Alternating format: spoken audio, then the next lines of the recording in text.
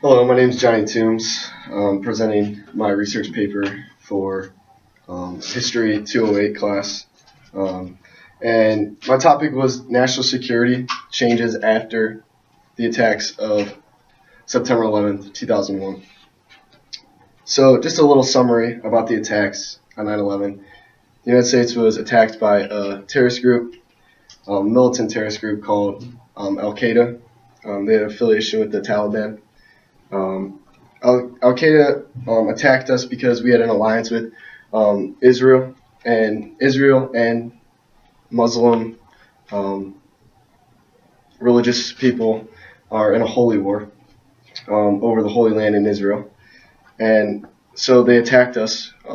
They crashed two planes into the World Trade Center in New York City, and they eventually collapsed. And according to History.com, over 3,000 people died, including paramedics, people that worked in the World Trade Center, and firefighters. And then they also attacked the Pentagon, and they successfully crashed into one of the Pentagon sides.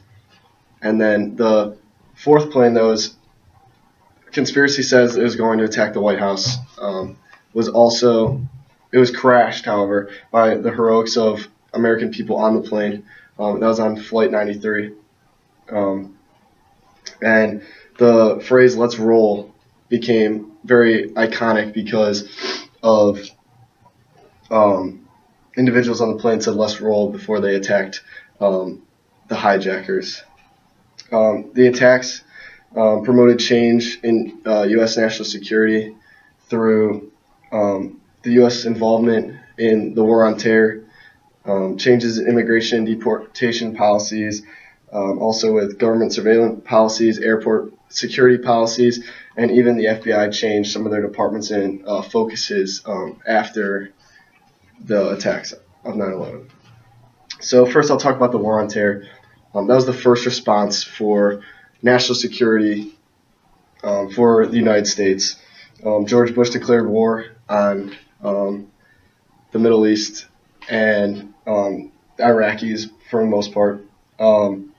This was an attempt to eliminate Al Qaeda and the Taliban group, and there was rumors that the Taliban had nuclear weapons in their possession. So that was also one of our fears that they were going to attack us with those. It was also just a response to ease the stress of the American people because it was a very fearful time for the Americans, and this was just one way to put them at ease so that they could sleep safe at night.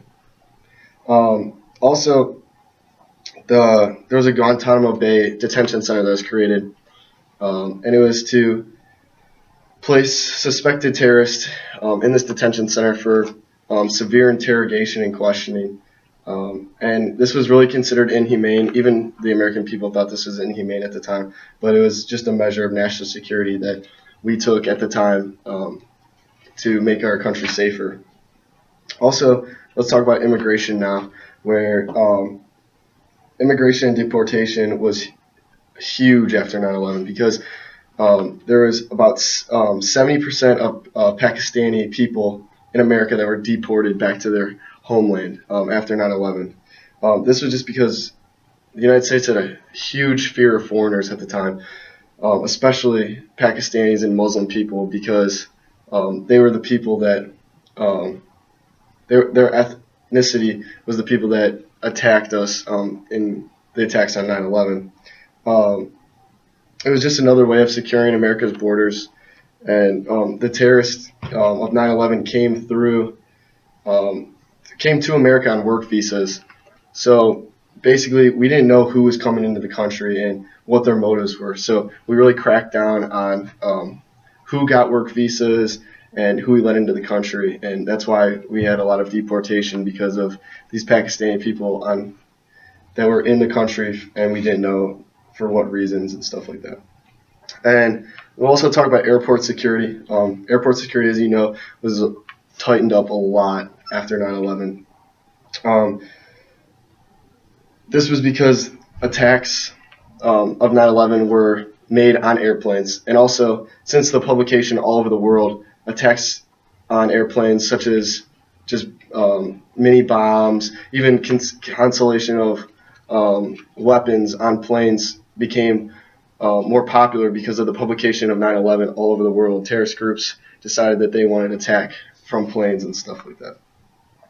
So airport personnel were trained to report suspicious behavior, and they were trained to like what to do in times of attacks or possible attacks.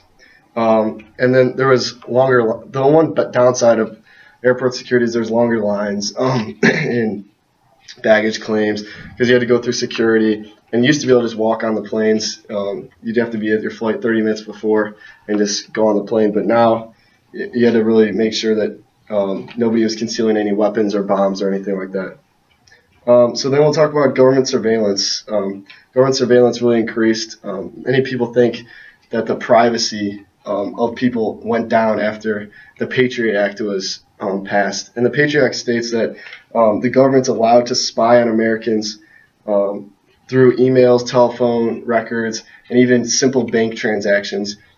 This is just a preventative measure to target possible terrorist attacks before they happen.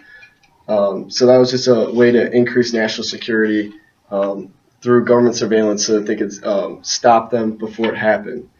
And lastly, the FBI, I want to touch on this real quick, went from a solely law enforcement organization where they only focused on like drugs and even just crime inside the United States.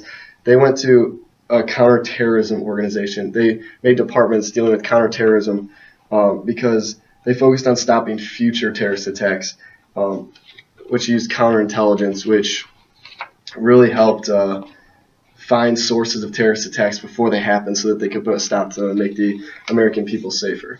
I'd like to thank you for listening to my presentation, and I hope you enjoyed learning about national security after the attacks of 9/11. Thank you.